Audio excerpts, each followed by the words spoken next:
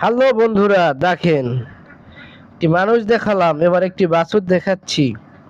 বাছুরটির বয়স 2 মাস।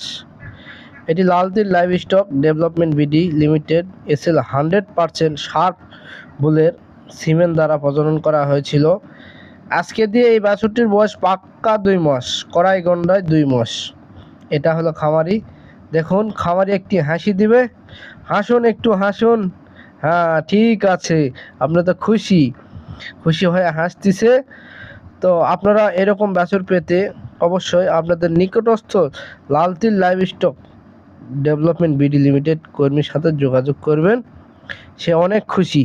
দেখুন এই গাভীর থেকে এই বাচ্চা।